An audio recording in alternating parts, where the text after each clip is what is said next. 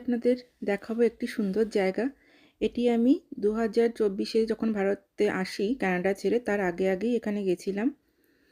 এটা বেশি দূরত্বে নয়, এটি বাড়ি থেকে 30-35 কিলোমিটার দূরে হবে। যেতে খুব সময়ও লাগবে না, 50 মিনিট মতো লাগবে। তো ভাবলাম এই ভিডিওটা আপনাদের সাথে শেয়ার করি। আচ্ছা, আমি এখন চলেছি একটি ক্যাসালোমায়। এই ক্যাসালোমা সম্বন্ধে একটু জানি, এখন তো আমি রাস্তা দিয়ে যাচ্ছি। তো এরপরে দেখবেন, তখন এত কিছু বলবো না, তখন শুধু দেখবেন এত সুন্দর জায়গাটা, আশপাশটা।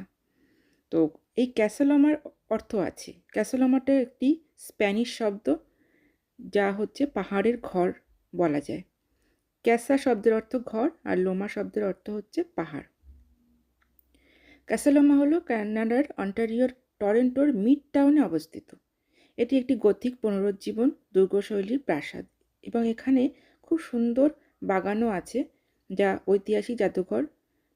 খুব সুন্দর। ক্যাসালোমার নামটি পূর্ববর্তী মালিকের কাছ থেকে এসেছে, যিনি জমিটিকে ক্যাসালোমা নামে অভিহিত করেছিলেন।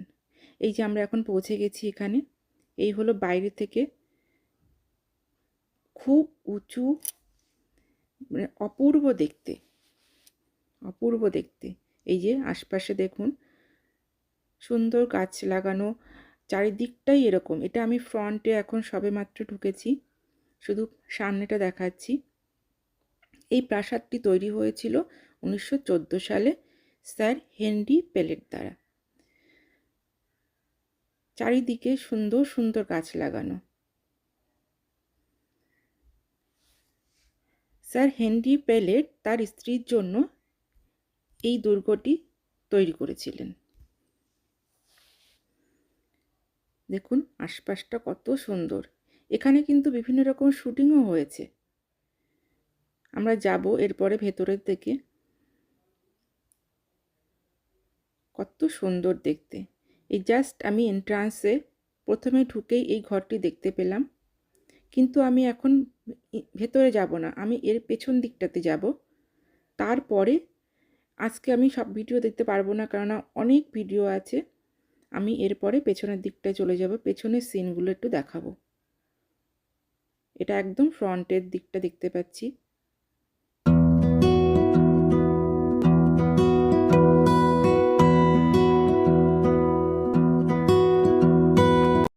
ক্যাসালোমায় কিন্তু অনেকগুলি বেডরুম আছে, 98টা বেডরুম আছে, যেটা এডওয়ার্ডিন যুগের উদাহরণ।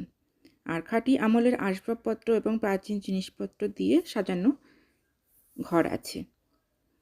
এর পরেই আমরা চলে যাচ্ছি ব্যাক সাইডে। আমরা এখন ভেতরে থাকছি না, সেখানে দেখাবো কত সুন্দর জায়গাটা, বহু পুরনো আমলের। এই যে আমরা এখন চলে এসেছি পেছনের দিকটাতে, এখানে একটি ফাউন্টেনও আছে। আর ওই যে দূরে দেখা যাচ্ছে, আমার যারা আগের ভিডিও দেখেছেন তারা জানেন এটি সিএন টাওয়ার। এখান থেকে কিন্তু খুব ছোট্ট মনে হচ্ছে, অথচ ছোট নয়, অনেক অনেক উঁচু।